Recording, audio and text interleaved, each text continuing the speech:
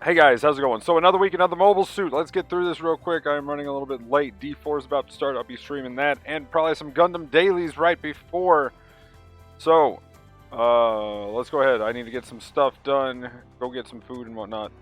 Let's see here. We have the Hazel Owsla. Yeah, another week, another mobile suit. We've got it. Here it is. This one was speculated to be a support. This scares me because this is a general. That makes me wonder what the Zulu is going to be, because I called that was going to be a support heavily. And if we only get the Fazabi, then I'm going to be kind of sad, because it's cool, don't get me wrong, but we need a little bit more than that to save supports. Also, it would be nice to get more than just one support every, year and a half now at this point. Like, what is this? This has been kind of ridiculous. Considering how many generals and how many raid 4-stars there are. I'm just saying. I do have my support bias, but come on. But anyway, this suit.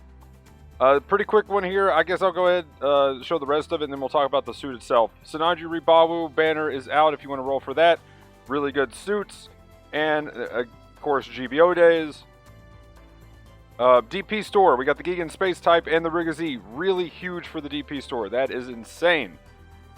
Assuming the PC is about 2 months out, then that'll be coming soon for PC as well.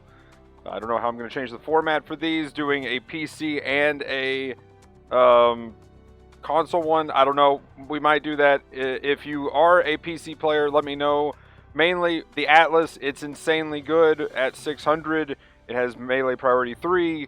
There you go. It's good. I've already talked about it in a previous video, so it's a little weird, but I mean, if anybody's watching and they want me to do the PC stuff, let me know in the comments. I'll go ahead and add that and tack that on.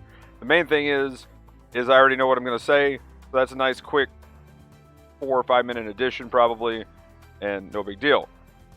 With this Hazel, though, it's interesting. It doesn't have a dodge roll, but you have the Hazel maneuver armor with the shield. It does get all the boost extras and whatnot, but it's mainly got one gimmick. You charge this beam, 5-second focus time, you can move with it, you have stealth grenades that you can stealth up with.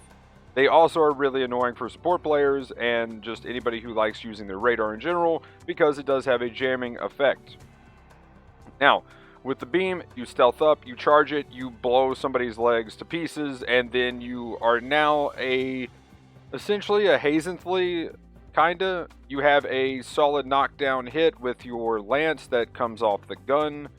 Then you have a instant stun from the gun as well.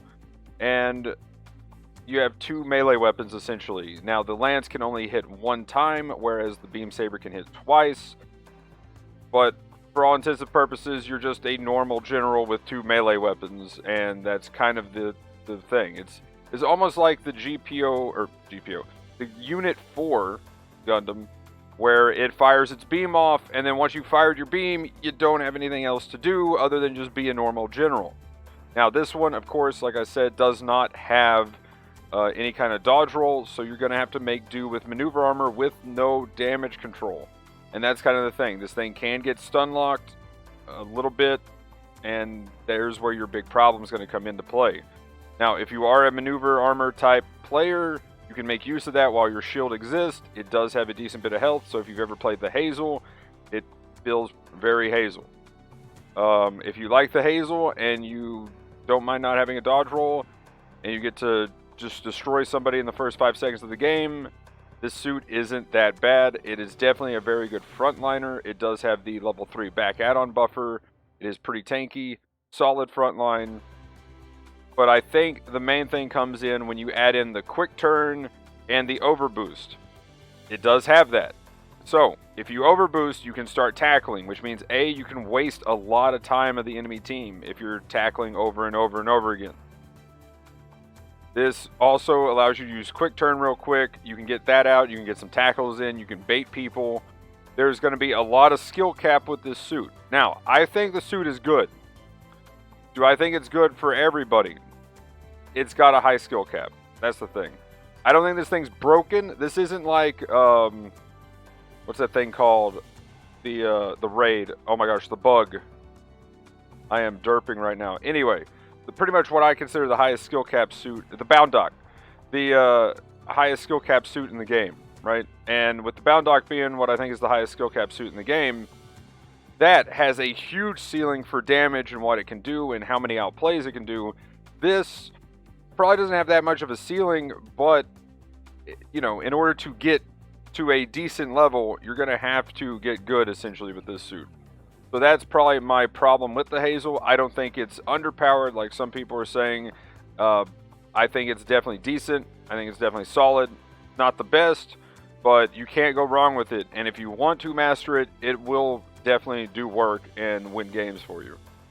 That's kind of my take on it. Now, if we want to kind of look at the stats so that people know what we're dealing with, I can quickly go through that if we got a screenshot here or two. Not going to go over all the weapon damage. Its damage is pretty solid. 2,200 on the Beam Saber, I remember that. And like 2,400, I think, on the Lance. Yeah, 2,400 on the Lance. And you got the Stealth. Oh yeah, it also has the Missile Pod that you can shoot while boosting, which is really nice. I forgot about the Missile Pod. 12 missiles. Doesn't seem to stun too quickly, but maybe people were just missing. And then 5,000 damage on the full charge on its shoulder cannon.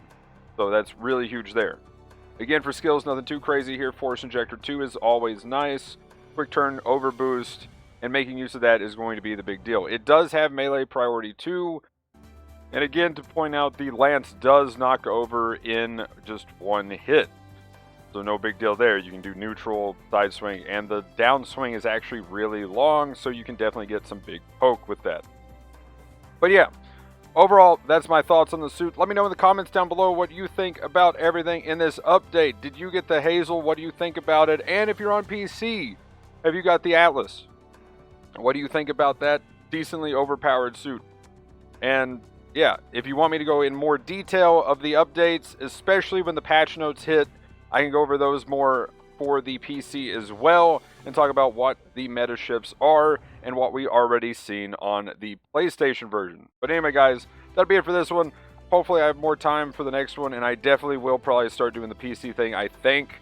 But yeah, sound off in the comments below if you want me to actually really put some more time into that. And yeah, most likely it's going to happen, but figured I'd see who throws out the interest anyway. But anyway, usual stuff in the description: Twitch, Twitter, Discord, TikTok, Instagram. But like, comment, subscribe, all that. Have a good one, guys. Thanks for watching. Peace!